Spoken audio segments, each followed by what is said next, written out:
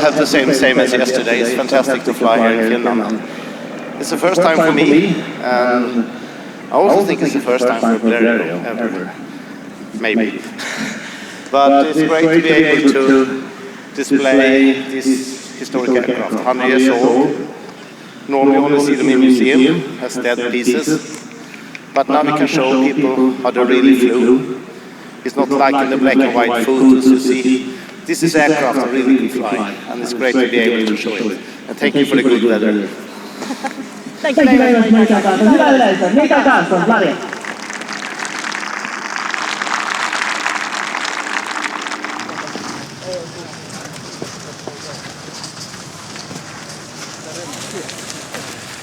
This show is called Dream of Flying. Where did you, or when did your dream started, and why? I've been building airplanes since I was 4 years old. Around this age I don't know really why, because I come from a place no one is flying. No airfield near? Nothing, middle of nowhere, and well, there was a few models hanging in the roof where I've grown up. My uncle had built some models of balsa hanging in the roof, and also from one of the Swedish Air Force bases, they had the low-level flying area over our place. That could also been one of the things. And I think I run into some small plastic models at the neighbor's place, and it just catched on. What's the forecast? The forecast is that we fly 6 o'clock. 6 o'clock. That's enough for me. Okay, we need shocks and primers. Yes. And I get the fuel and a screwdriver to fill it up. I started with, well, if I wind back, let's see now. I started with plastic models when I was 10, first U-control. 12, I worked the whole summer in the grocery store to buy a radio control. When I was 14, I started gliding. I took my PPL, started when I was 18, and then I tried with the Air Force, but they didn't want me, so they kicked me out. And then I went to America to take my PPL and instrument rating, and started working for my father as an electrician. And 1984 I went to Stockholm to take my commercial license theory. And 1984 I had my commercial license, and the next week I got the job, and I've been building this type of airplanes since I was 19.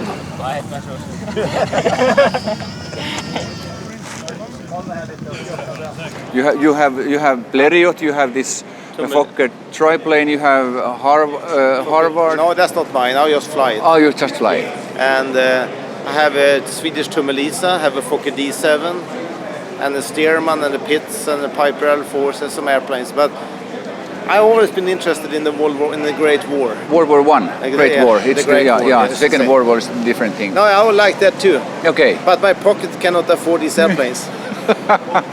These airplanes you can build with your own hands. Yeah, these ones. That's what I've done. Tell the story of this plane. Well, this one started with that I found this engine. And when I found the engine, I said, okay, which type used this engine? It was Newports, it was Soviet Camels, it was Fokker Dry-Deckers. But the Fokker Dry-Decker is the easiest plane to build, because it's a very smart German-Dutch design with not too many complicated pieces, so you can build it quite fast. Okay. So I built this one in 2 years. Okay. And so that's why I picked this one, because and also when you build this type of airplanes, you should build something you like, and also something that people recognize. If you, for example, on the poster write Fokker Dr.I, everybody knows. Yeah. But if you write Halberstadt D2, nobody what knows. is that? Yeah. It must be something that attracts people also. Exactly. But first it must attract you. Yeah, exactly.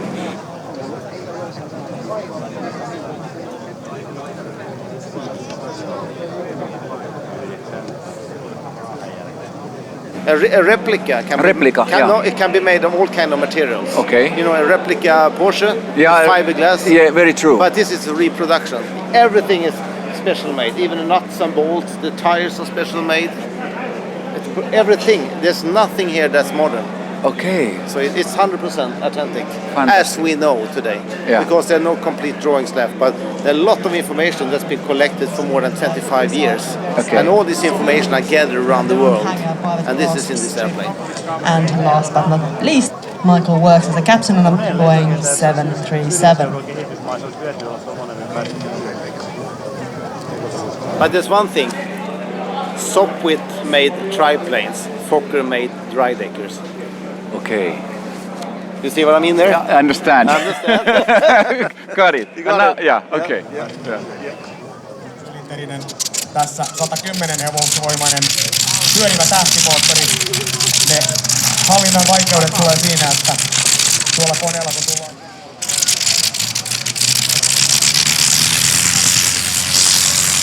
Ja näin.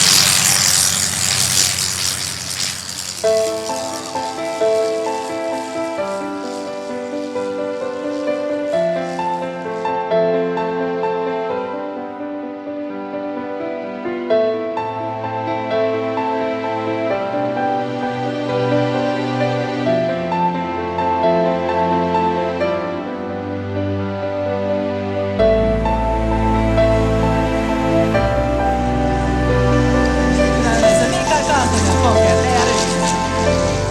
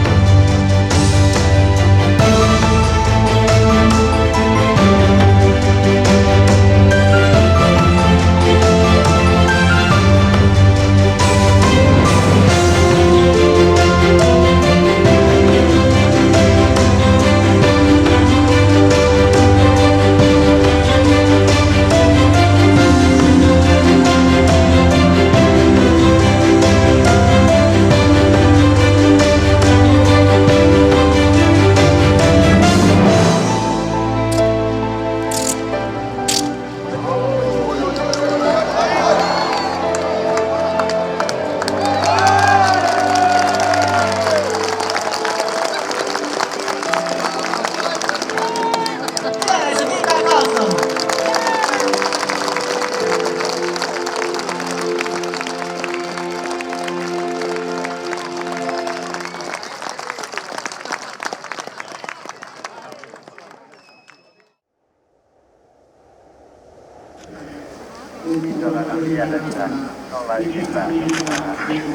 Are those sticks there for landing for that? Yeah, that that's if it reason. happens? Because if you have the little tailwind, Yeah. because it's so high Yeah. that the wind can easily, and you You can flip it, yeah, yeah, yeah. on the wing. But the skid is for this, so it's made for it. Okay, yeah. So But the speed has to be low. That's why I really tried to get the speed yeah, up. yeah, and you And did, also we have a little side slope here. Yeah. That also helps in the wind. okay. I was a little surprised today, but it happened 3 times before.